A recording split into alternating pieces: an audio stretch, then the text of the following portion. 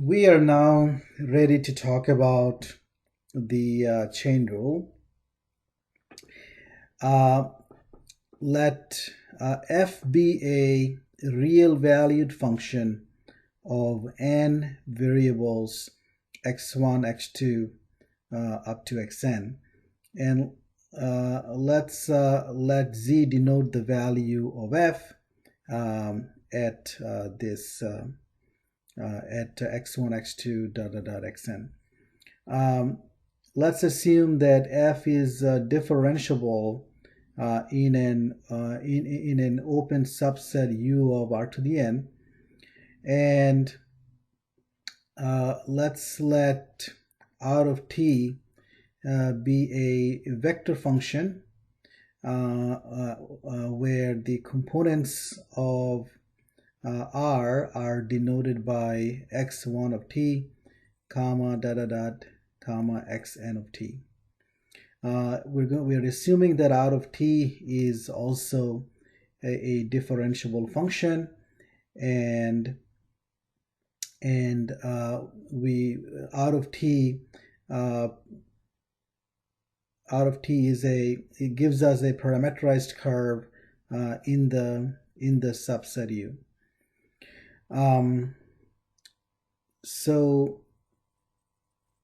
So notice that R is a function of t, and the value of R at t is a point in the n space, and so we can evaluate the function f at out of t. So via composition we can think of z as a function of t. So z is f of out of t. So the derivative of z with respect to t is the same as the derivative of f of out of t with respect to t. And the chain rule states that this derivative is equal to the gradient of f evaluated at out of t dot product with r prime of t. Now recall that the gradient of f is a vector where the components are partial derivatives of f. So you get that we have the partial derivative of f with respect to x1, comma, partial derivative of f with respect to x2, comma, dot dot dot, partial derivative of f with respect to xn.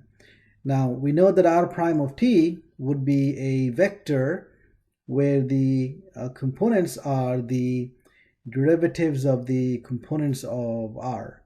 So we get the derivative of x1 with respect to t, derivative of x2 with respect to t, comma, dot dot dot, derivative of xn with respect to t. Now this is equal to, so if we take the dot product, we get partial derivative of f with respect to x1 multiplied by the derivative of x1 with respect to t, plus partial derivative of f with respect to x2 multiplied by the derivative of x2 with respect to t, plus dot dot dot, plus partial derivative of f with respect to xn multiplied by the derivative of xn with respect to t. Okay, so in essence then here is the chain rule. So z is a function of the variables x1, x2 up to xn, and each of one of these variables is a function of t. So via composition, z is a function of t. So then what is the derivative of z with respect to t? Well, that's equal to you take the derivative of z with respect to x1, or the derivative of f with this, you take the partial derivative of f with respect to x1 multiplied by the derivative of x1 with respect to t, plus the partial derivative of f with respect to x2 multiplied by the derivative of x2 with respect to t, plus dot dot dot, plus partial of f with respect to xn multiplied by the derivative of xn with respect to t.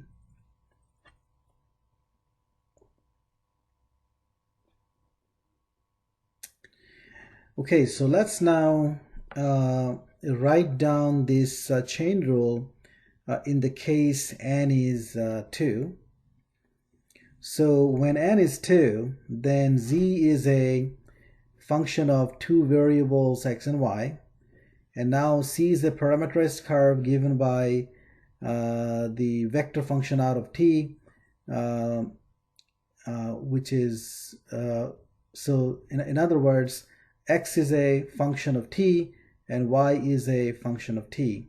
So then by composition, z would be a function of t, and the derivative of z with respect to t would be the derivative of f of out of t, and this would be equal to the partial derivative of f with respect to x multiplied by the derivative of x with respect to t plus the partial derivative of f with respect to y multiplied by the derivative of y with respect to t.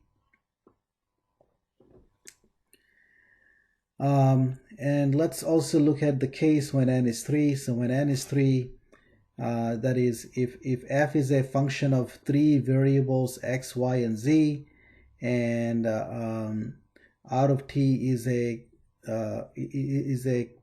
parameterized curve or a vector function in the 3 space, then the derivative of f of out of t with respect to t would be this quantity partial derivative of f with respect to x times derivative of x with respect to t plus partial of f with respect to y times dy dt plus partial of f with respect to z times dz dt.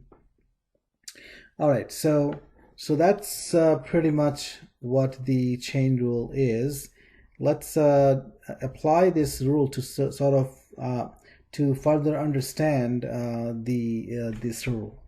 So let's let z be the function f of xy, which is given by x squared y plus 3xy to the 4. And let's say we have a vector function out of t where the first component of out of t is sine 2t and the second component of out of t is cosine t. In other words, x is sine 2t, y is cosine 2t, sorry, cosine t. Okay, so the first thing I want to do is find the derivative of z with respect to t.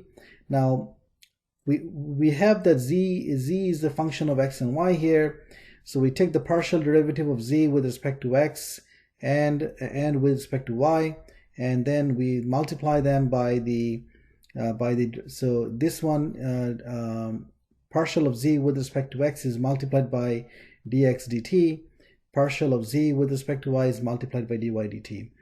Now the partial of z with respect to x, what's that? Well, the derivative with respect to x here, so that's going to be 2xy plus 3y to the 4. dx dt would be 2 cosine 2t.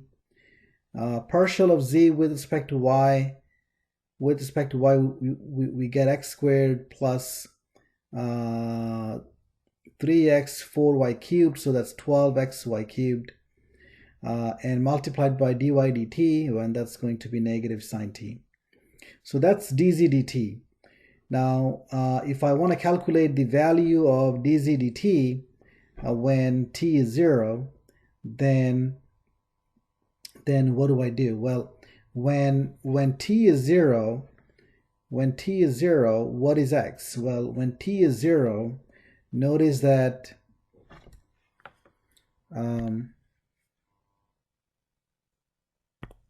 so notice that when t is 0,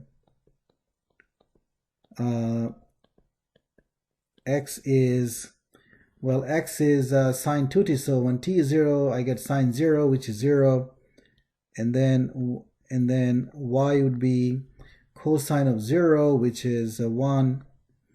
So that means that to calculate dz dt at t equals to 0,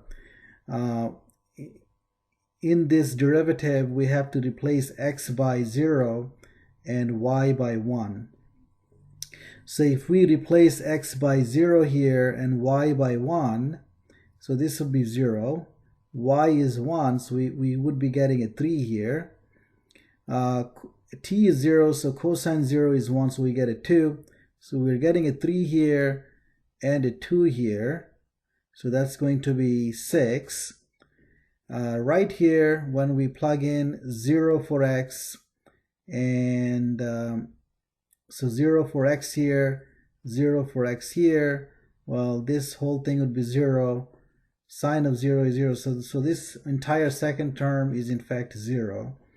So then we end up with 3 times 2, which is 6.